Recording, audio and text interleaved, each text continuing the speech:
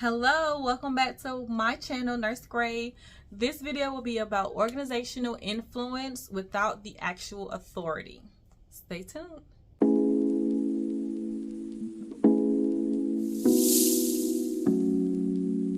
To influence means to lead people without the official title of leader, but you lead them with them willing to be led. To do this, you must win over your peers by having knowledge and confidence versus just looking at your credentials and saying that you have X, Y, and Z behind your name. 3 traits for you. Take notes.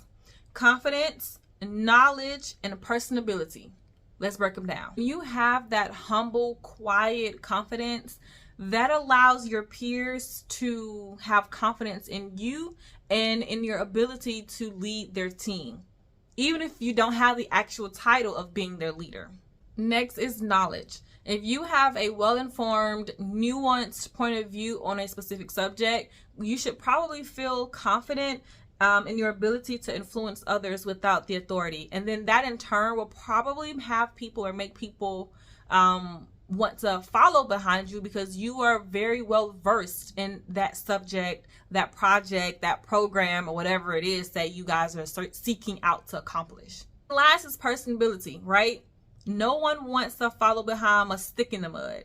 You know, not everyone has charisma. Not everyone has like that personality that makes you want to just be around them all day. Some people can talk messed up to you. Some people don't have that personability, likability factor. But there are people who are kind of, I would say, have that engraved in them and or kind of learn how to grow into that person. For me, y'all, I was never this outspoken. You wouldn't catch me making YouTube videos 2 years ago. You wouldn't catch me doing it 1 year ago. To be honest, I started in January. It's May now. So you wouldn't even catch me doing it 6 months ago. So you have to have this likability, personability factor, this little charisma, if you will. And some people, it takes time for them to grow into that and cultivate that. Because think of it like this, right? People like to help people that like to help others. People like to help people that like to help others. So if you are a leader, if you are someone who's trying to rally up the troops and get a specific assignment together, but you are going to be the lead person, the point person for this specific assignment, well, I encourage you to jump in. I encourage you to have checkpoints and check and balances and things so that when those people in which you appoint to do A, B, C, D, they don't feel like they're doing it by themselves. You're jumping in. You're asking them, hey, Tay, what it is that you need for me to help with this time? Hey, LaShawn, I see you've been working on this particular aspect of this project. Where are you with these numbers? How can I assist? This is what I found out as well. Maybe you could implement this into said project or said step in the process. People like to help people they admire and respect.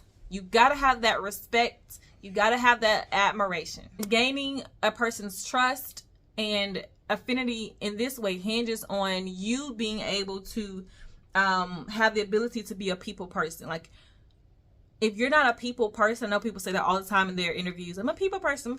Not everybody's a people person, and that is totally okay. But you have to have that innately in you, if not learn along the way how to be a people person, how to go out there, show your kindness, show your emotional intelligence. If someone is pissed at you for something that you did or didn't do, or the resources that you did or did not provide, you can't snap at them. You are a leader. You have some type of authority figure, even if you don't have it without the title. So you have to work on yourself before you then respond out of anger or out of like just harsh or rash judgment to that person. So like I said, all these things are ways in which you can gain someone's trust, confidence, knowledge, and personability. 5 quick tips on how to influence. Number 1, ask for collaboration.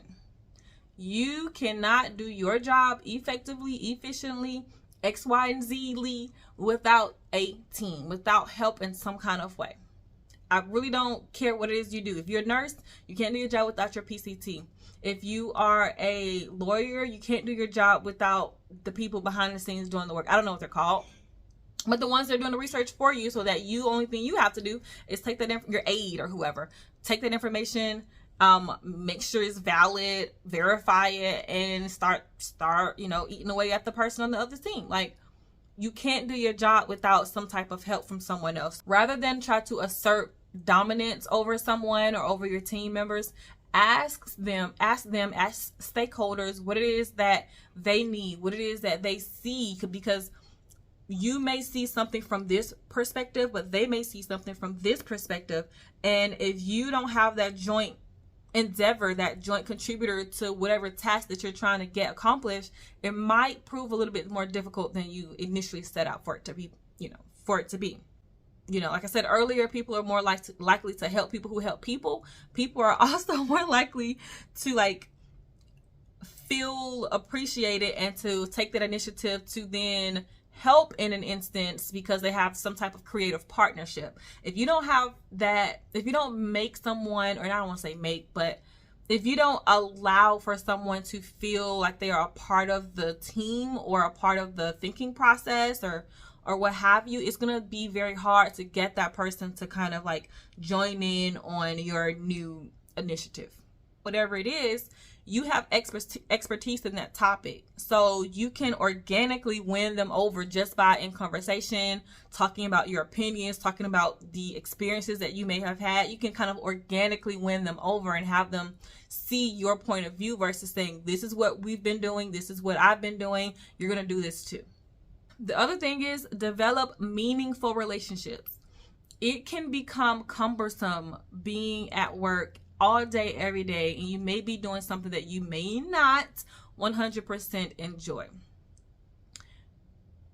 Time and time again, people take their frustrations out on their coworkers or their direct reports and supervisors and things like that. Just keep it simple. Treat people how you want to be treated, or treat people how they want to be treated.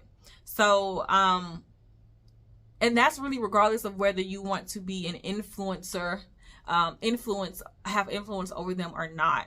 Like, if someone brings me coffee, which I'm an avid coffee drinker, if someone brings me coffee, I probably would have a good idea if they're bringing me coffee to get something from me or just to simply be nice and to show some type of gratitude or appreciation. I could probably tell. Third is to display your expertise. But like I said earlier, you want to do so in a very organic and humble way.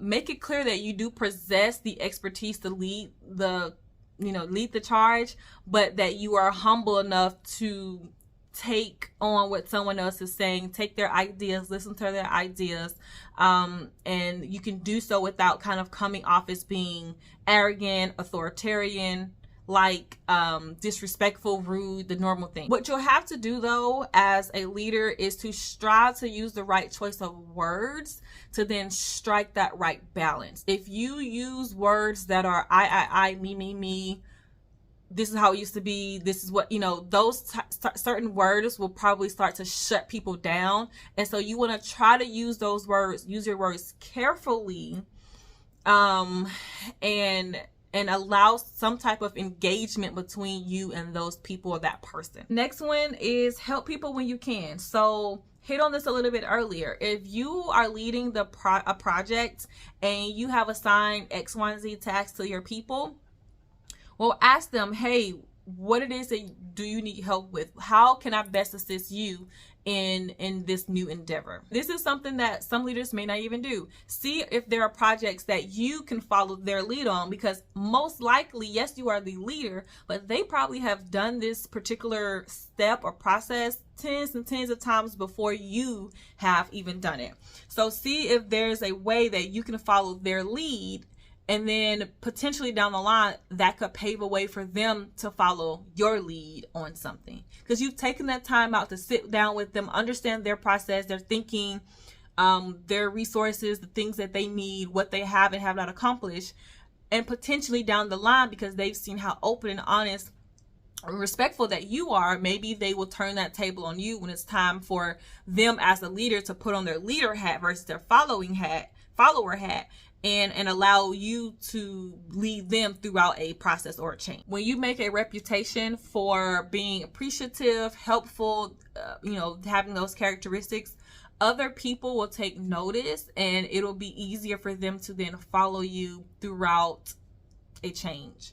And it'll be easier for them as an employee to follow through on what they've already said that they will do to begin with. Prove you can get things done. Have a set track record or a set target points or metrics that you have to accomplish before you give someone else metrics and things that they have to accomplish, right?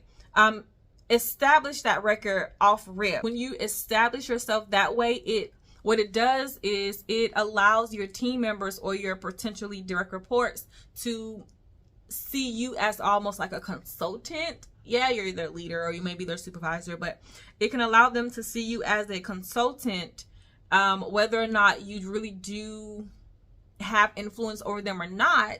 They seek out your advice and they come to you and say, hey, we work so well together on this particular event or task, or I really love your ideas that you brought forward at our last meeting. Hey, I'm working on this project with so-and-so.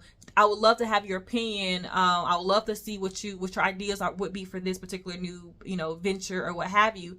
And without you even knowing, they're coming to you for advice. They're coming to you for consultative purposes without you really being their manager or their supervisor. You're just someone who leads, but you don't have the official title. You don't have the authority over them at all. All right. So you know what time it is. I didn't ask this last week because last week was Mother's Day. This week I am asking, go over to ifrn_org. This is at Instagram. Go ahead and follow us. Please like and comment on the YouTube channel as well. If you guys would like to see more videos on anything specific, whether it's about leadership, organizational culture, nursing, God, love, life, strength, whatever, because I kind of hit on a little bit of all those things, please hit the comment below and let me know. I will see you in this video next.